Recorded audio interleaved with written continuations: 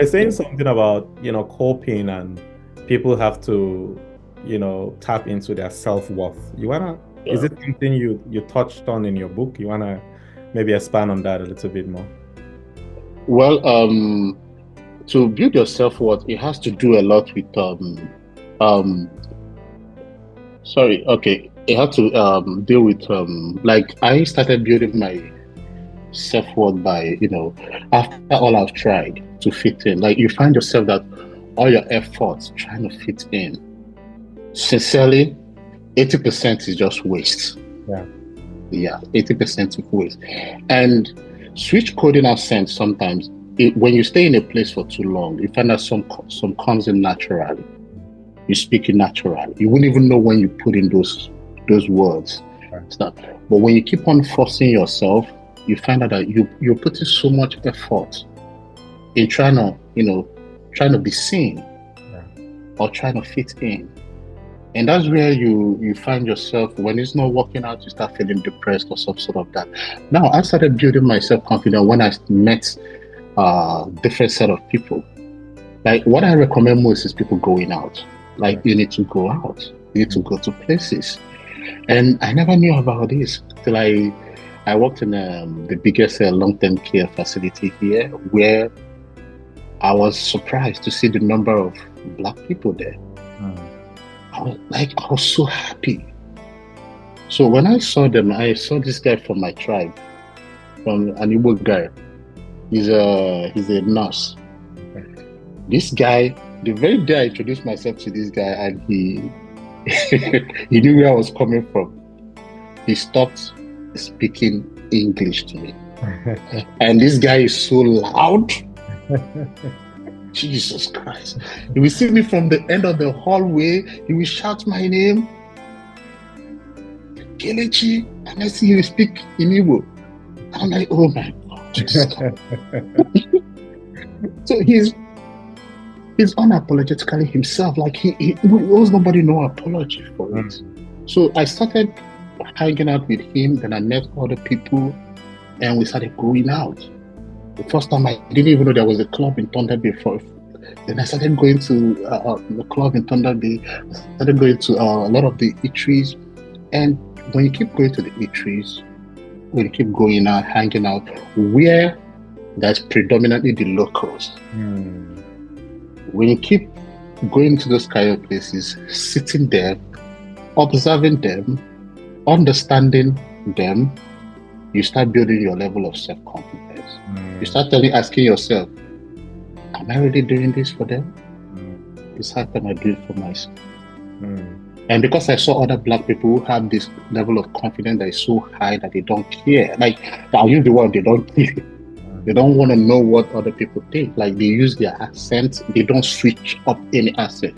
When we're ordering, it's not left for the waiter to understand what we're saying. Like, we don't have to switch anything or to try to tell I want steak, I want my steak in a medium. No, no, no. We just say, oh. And what they don't know, they don't feel kind of shy or ashamed to say. They said how they are now. The waiter sometimes correct us. So I was there observing everything, learning from them, and also, luckily for me, I had my landlord who was my unofficial guide in navigating Thunder Bay. Right. So I've hung out with him as well.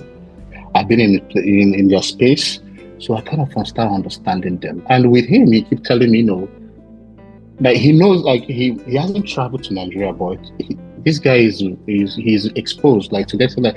He knows about Nigeria, he knows about other places, and so when we have conversation, he always wants me to be myself. Mm. He always wants me to be yourself, represent yourself. Where you coming from? Is it so bad? Mm. That's what he keep telling me. Is it so bad that you guys are? Because Lagos is a white place.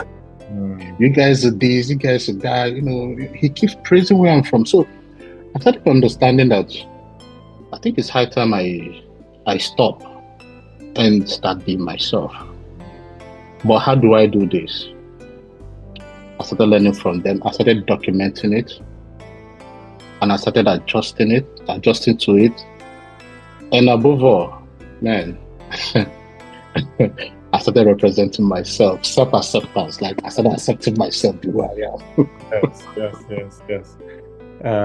Wow, wow. So like your recommendation then would be, or at least what you are telling us is, um, don't keep to yourself. Like, you know, reach out to people, particularly the those, Of course, you know, of course. explore, If be if more, you if yeah, have conversations with people. Yeah. yeah, Don't be yeah, quick also to reach conclusion or to judge. exactly, exactly. And also I recommend that people try to read. Okay. Yeah, we need to read. Mm, We need to actually read about ourselves. mm, We need to actually read about our history because the media hasn't done so well in representing us as Black people. The media hasn't done so well. mm, We think that we are the face of crime. We think that we are the worst of everything. The mass incarcerations and all that. But that's not it. We contributed to a lot of things, a lot of lovely things. I was surprised that the hockey that is one of the top sports here was actually kind of by Black people. When I went, I was like, really? So when you know that your skin color isn't such a burden, mm, that skin color isn't such a something about something bad or something evil. You understand? You start reading about the people that have done things and the people who are still doing things right now. There are a lot of people that I'm looking up to. I don't care about their personal lifestyle, but I care about how they carry themselves and how they represent themselves in the community. Someone like Obama, I always tell my son about Obama. I don't care about his personal or his political, whatever he did in office. I like the fact that he sits among, you know, and he's been appreciated and valued. Another guy is this guy, Jay-Z. I don't care about his life, but he moves, and wherever he goes, they give him everything he wants. mm. So these are the people I keep looking. So when you keep reading and when you keep knowing about your people, it always gives you the confidence Mm. to know that, oh, these people are this, like this is that. And also try and like I try to attend more Black shows. There's one that happened on the links, a comedy show by Uganda comedian Arthur Simon. I went there. I watched a Black man crack jokes about the whites, and he's not feeling, and they were laughing. I was like, really? You guys laughing to this? And I went to see Trevor Noah when he came to where's this thing, Niagara there Oh, about okay. last year. I went Okay. to see him also. So like that doesn't mean that everybody will have the kind of Mm, yeah. But whatever you have near you, mm. start utilizing it. Right. My landlord then I used to force relationship on him. Sometimes I go and knock on his door and I start up conversation that's irrelevant. Yeah. Sometimes I buy a couple of drinks, I go knock on his door, do you care for a drink? And That's we start talking. that's one way to do it. That's one way to do it. And there's going to be definitely a barrier with accents. Yeah. And sincerely, most of us Black migrants don't necessarily hear them very well. Yeah. That's the truth. Yeah. But if you're lucky enough to find, like I had a colleague who talks too much, and I thought it was not. I don't want to use that word talk too much, even the bad side. But one thing I noticed about them Canadians that they repeat things. If they say one thing, they repeat it, but they keep rephrasing it up to like 5 times or 3 times in the conversation. And Yeah. initially, I saw it being too much for me because where I'm come from, just small talk. Yeah. And I started loving it when I found out that sometimes I switch off. Like we are having a conversation, I was hearing you before, and then I'll go off, Yes. and then I'll come back. So the more I keep forcing myself to stay with this colleague that talks too much, the more I started understanding, I started hearing them very well. So if you have these kind of things around you, utilize it. Mm. It will help you to settle down very fast and navigate your environment more. I was just thinking as you were talking about language there. I lived in Japan, and some of the closest people to me in Japan, we couldn't understand each other. Yes. And I lived there for 2 years, and we were so close. If you ask me how did that happen? Yeah. So when it came to spoken language, I couldn't speak Japanese, I couldn't speak English. We're hanging out almost all the time. You talk about, taking beers to your landlord. It could just be anything, attending shows, eating together, Exactly. singing. And Exactly. communicating, there are just variety of ways that, we could communicate. So it Yeah. was just amazing. It's amazing what could happen, the boundless possibilities once, like you said, you're open enough to reach out and encounter another Yeah. person. Uh, Yeah. is there something else from the book that, you would want to share with us that we've not touched on? Well, looking at well, I don't want us to get I'm ahead of trying to I'm trying to yeah. be a bit careful when writing about black representation in black treatment in office spaces. Yeah, that's another angle that can be, and Canada isn't getting much out of blacks if blacks are not speaking out. You understand? Like if you feel like, my boss is such a, next thing I'll feel like, oh, let me, because I feel like nobody will listen to me. There's no ear for me to talk to. And next is that to start applying for another job. That's majority of what the people have come across that are black. That's the majority they do. They resign, they take a time and find another job, and they leave right away. And I always compare blacks with the other races, like that also has a large population of migrants, like the Indians. Like I talked about most of them in my book, because I always compare them. And the problem is this: that the Indians, everywhere they are, they always find themselves. So they don't feel the kind of way we feel. Like when I did my master's, out of 10 courses, only two that I was able to see a fellow black, a fellow black person. And you know how crazy it is when you're having a Zoom classes and the light is on and the camera is on and you're the only black person. It feels kind of like, what? Come on, trying to touch me up a bit. Let me look a bit, you know.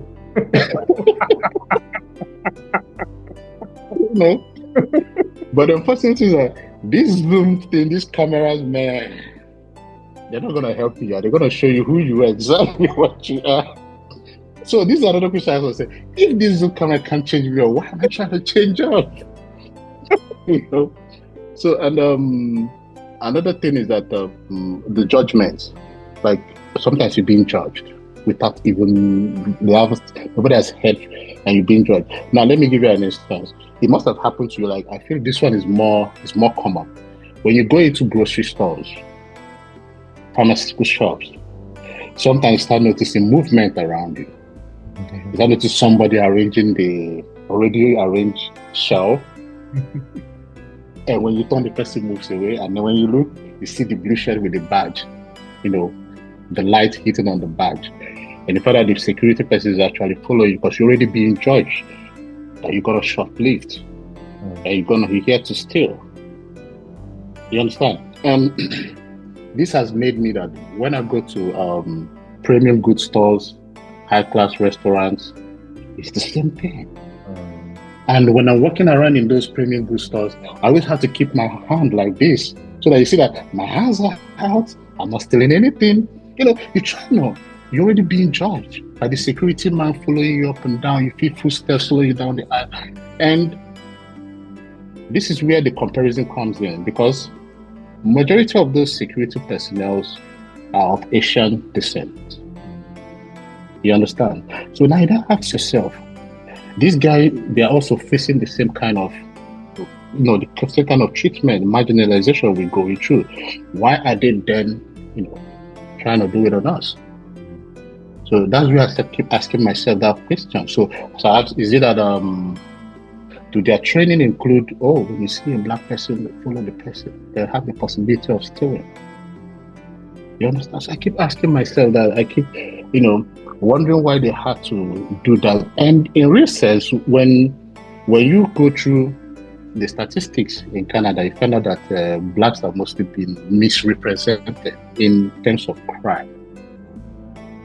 Like if we're here now and I'm a black guy and there's a white guy, there's an Indian guy, and you call a cop and say, wow, either one of these three guys stole something, I bet you the cop is going to come for you first. He's going to say, you are the one, because of the way, should I say, this is where I don't blame media, the way media has represented us. We are not the highest in terms of domestic violence. No, we're not. Mm. We are not the highest in all kinds of homicide. We are not. But we are still being represented as if we are the worst and the people that can do that. Mm. So these are the side I touched on about employment, and also the other kind of races carrying out similar things, similar judgment on us, and the reason why do they have to do that? Yeah, we're in the same space, competing for survival. Mm. Everybody has to adopt the method of surviving, and the method of surviving is that, oh, if I'm gonna catch this black guy and feel on top like I'm following a black guy, maybe my boss will be like, I don't understand the training of the security personnel that always does this. Mm. And sometimes in office time, during meetings and all that, you find that you're not getting your supervisory support. Unlike the locals, when there's a meeting or everything going on, the supervisor is already giving them 100%, support. And when things are about to go wrong, you're the first to be thrown under the bus right away. So these are the points that I actually know, just because I don't want it to be so. I want the book to be a kind of an easy read, like a walk in the park, something easy. So I don't want to go like into more details, start backing it up with statistics and data. I'm trying not to do data. Yeah, because a book like that, I think people would use their own experiences to back it up. Yeah, exactly. Yeah, Exactly. yeah. Exactly. That is the beauty of what you're doing. You were saying something about how many jobs would you have to change, right? Undergoing the kinds of things that you described. So what are some of the recommendations, that you've made so far preliminary in the book, especially for immigrants, but also for the locals here? Yeah. One is that we should be able to speak out, not just walk away. And that's what majority of us does. We always walk away. We always find a new job. We don't seek to address it. Understand? I always tell my wife whenever she comes home, with so much compassion, discuss it with your boss. Raise it. Some may be, because I noticed that this microaggression at times happens involuntarily, like unknowingly. People just do it, and some they do it knowingly as well. So when you do not address it, they can carry on like that. But when you address it, they'll be like, "Oh, you noticed. Oh, it's affecting you. Oh, since we need to work together, and I'm your boss, I will address it." Then you kind of address it. My major recommendation is that we should always try to speak up. And another one is that we should try to be more in unity. Like, so I'm serious. I envy the Indians. I'm not joking. I envy their unity so much. But that doesn't happen to us. We see it as a bad thing. Like, Indians are everywhere. They're in the workplace. They're trying to employ themselves, So what happened to us? Besides, Black people has the highest number than the Indians in Canada. Yeah. But we're not. Like, if I know one Black guy working in one place and he's happy that he's the only one there, like, come on, get more. So that was part of the recommendation. And also, seek out for Black community. Our community needs to be strong. Our community, with what I've seen so far, we're not strong. We're not strong. We need to be strong. You find out that in a WhatsApp group, a lot of people are having issues with, IRCC immigration, and you see somebody happily posting the IRCC are actually chasing people back to Africa. And sometimes when I read this kind of thing, I'm like, this is not encouraging. What my expectation would have been, okay, we, the admin of this WhatsApp group, we've met with so immigration lawyer. We are going to be using this particular person to be bringing all our cases to this particular person. You understand? I expect, like, we should be able to be there for each other. We should be able to survive, but not when one person survives. It doesn't want the other person to. This is another major problem Blacks are having. If we start addressing that issue, and it doesn't go, it goes the other way. How about when you help somebody and the person wants to put you in trouble? Like it has happened to me at work. I gave somebody, I recommended somebody to the HR. They called the guy, interviewed the guy. Then when it got to what do you call it? Sending is it guarantors or what? What do they call it? Is it guarantors or Referee. referees? Yeah, referees. Then this guy went and put my name as his referee. I don't have any problem him putting my name as referee. Put my name as referee. Now switched it up a bit to give me a manager. I'm not a manager. Now in one company that is not even, I've not even heard about it. Somewhere, somewhere in Mississauga. I've not heard about it. I've never worked there. I don't know anything. Surprisingly, I got a kind of a query, from the HR. I should clarify that what they have, my employment history they have, never stated this. I was like, wow. I had to start writing. Man, I was angry doing it. So it goes both ways. Like if we help, if somebody helps you, be appreciative of it, and follow whatever the person tells. Follow the guideline of it. Don't put the person in trouble. I have the hearsays of many people that the brother will employ a brother, and the brother will get the brother sacked. So we really need to work on this. Wow. Talking about unity, I heard you are part of an African Catholic community in Thunder Bay. Yeah. How is that helping to build that unity and community here for Africa? I am behind the scene. I am behind the scene, but trust me, I've been the one encouraging my wife and urging my wife. When issue comes up, she comes to me because back home I've led organizations. Like I even have an NGO, Raise the Boy Child, that goes to schools and preach against cultism and Yahoo. Wow. And drug abuse. So I started doing that before I left. So I've led a lot of different communities. I've been in different communities, but the last one I had didn't go that well. So I never wanted to be on the forefront again. I understand because I speak my mind. I speak my mind. And the expectation from that I don't know if it's we Nigerians or that, but we always tend to be political in things. It's not everybody that likes that idea of being political in things. I don't like it. I don't like being political in things, especially things that are supposed to, say things that is causing problem. And I don't like when someone is being intimidated, discriminated. I don't like those things. And when I see them, I speak it the way it is. So when you guys have one or two issues, I'm like, I feel like, man, you guys should better stay on that. You guys are doing what most of the other communities hasn't been doing. That you guys should continue that. I know it's just something you started, but I'm really encouraging it. You can start. If you can continue and try to take out all those things that there are things that really bring a lot of issues and once you start allowing it, you won't know when it's gonna grow big. So you just have to, when it starts up, just address it. And another thing I noticed that there's no issue that is little. People say this is a little issue. No, address every issue, because that little issue gets someone is affected, and if you do not address, that person will feel good about it.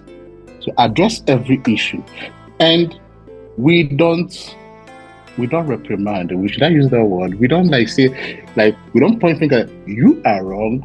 You are wrong. We don't do that. And when you don't point to somebody that you're wrong. Don't do this again. You're not really saying it how it is. Wow. To be honest, I want to keep, on talking with you. You've been breaking down so many of the issues, but also experiences here that I guess a lot of people can relate, to. Thank you so much. I would like you to, if you would just tell us your dad's name. You said he's written a few things, just, so that if there are people interested in, his works. My dad, most books he wrote, the books his books are mostly for his students. Yeah. Okay. Okay. So the last one I had before, like I was able to get one that he hasn't published. Okay. But I don't know if they can still find it in the market. Like the olden days, you just sell a book, to your students, put it in the school library or school bookshop for Right. people to buy. So that's how it used to be. But my father's name is Professor Vincent Onyemachuku. Yeah. Yeah. What this? Yeah, so English professor, Yeah. Wonderful. English professor. Yeah. Oh, that's great. And yeah, we wish you well as you put finishing touches on your book. We can't wait again to have you back, to talk about, the book proper and do the launching here. Yeah, exactly, Yeah, thank you. exactly. Please keep doing the great things you are doing in the community. And thank you for the word of wisdom that you shared with us and for also your experiences on integrating this new environment. We wish you well with your family and Thank you so much. all right.